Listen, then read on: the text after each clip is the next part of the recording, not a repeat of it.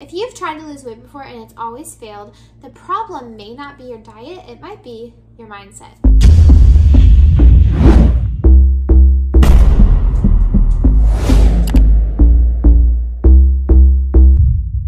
I'm Pat. I'm Caitlynn. We're the Carnivore Couple. Welcome back. We are on a journey to get our health back on track and end the cycle of obesity in our families.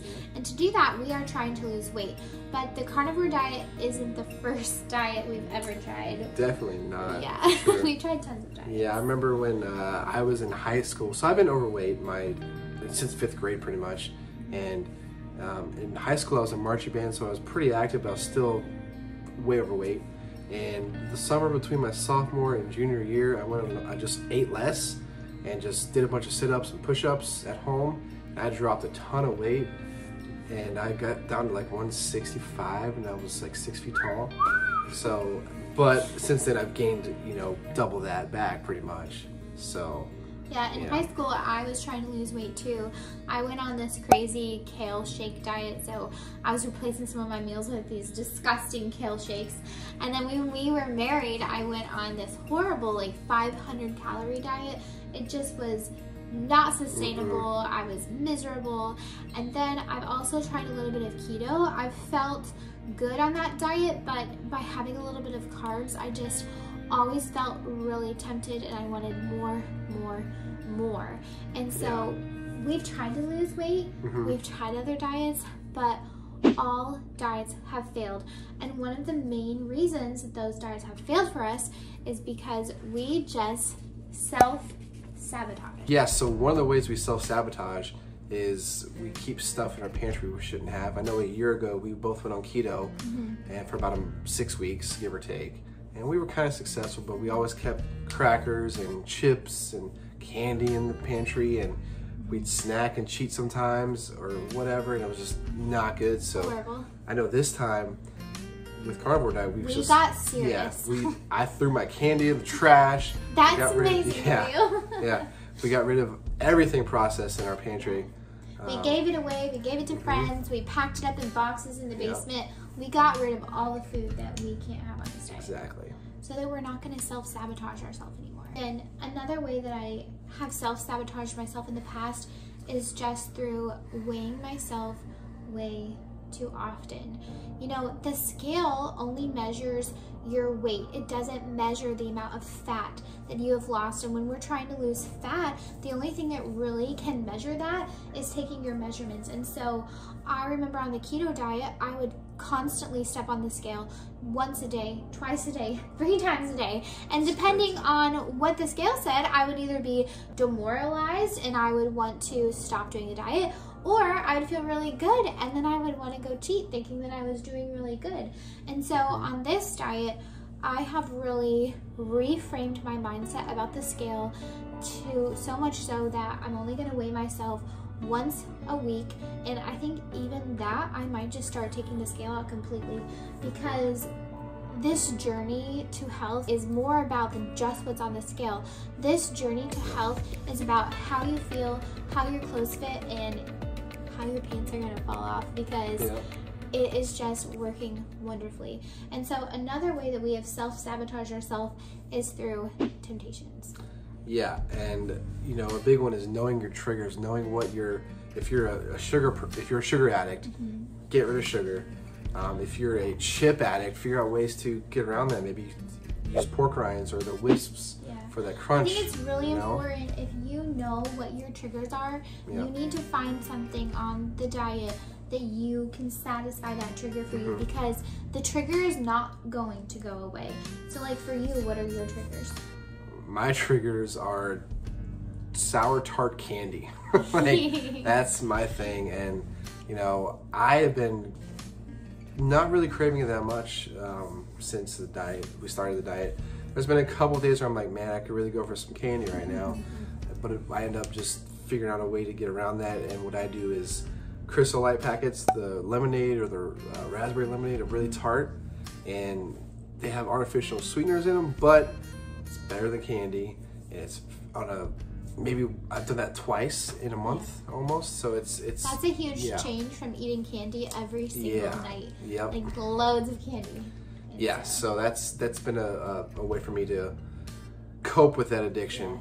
My trigger was also sweet things, and so one of the ways I cope with that is I either have my electrolytes at bedtime for dessert, or that's why I usually have a coffee with the stevia and the extracts in the morning, because that helps satisfy my need for something sweet.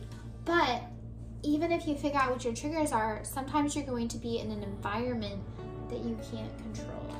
Yeah, I remember we were a week and a half in, or something like that, and I had a training after work in the evening from like 5 to 7 or something, and I knew there was going to be pizza there. Not only pizza, but like the best pizza in town. Oh, man. Not just a chain, like a good pizza, right? You need to test your diet skills Yeah, right at the start. So I knew that ahead of time. So what I did was I ate a late lunch. It was like 2 p.m.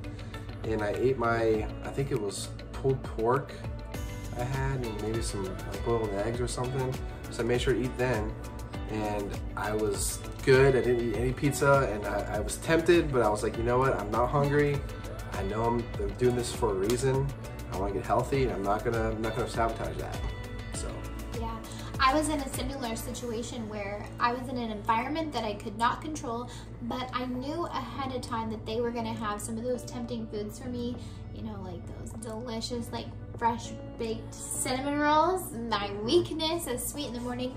So for me to kind of prepare myself for that, I just tried to focus on my mindset. I drank a ton of water. I had a big breakfast before I left, and then I made sure to chew some gum so my mouth was doing something else. Because it was busy, so I wouldn't eat cinnamon rolls, and it worked. So in the past, those things would have completely self-sabotaged us because we weren't focusing on how to turn those temptations into successes.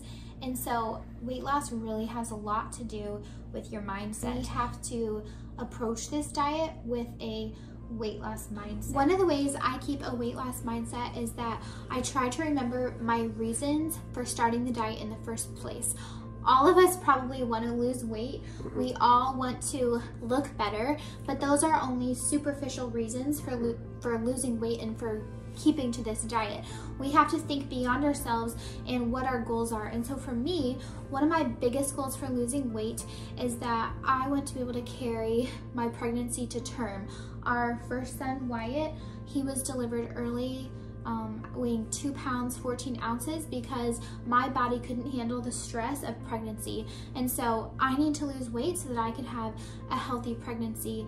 And so that is one of my biggest motivators for losing weight, and it's also on a time crunch because we've got about a year or so until we want to start trying again. And so that's my biggest reason for wanting to lose weight, and that helps me keep my mindset in the right place.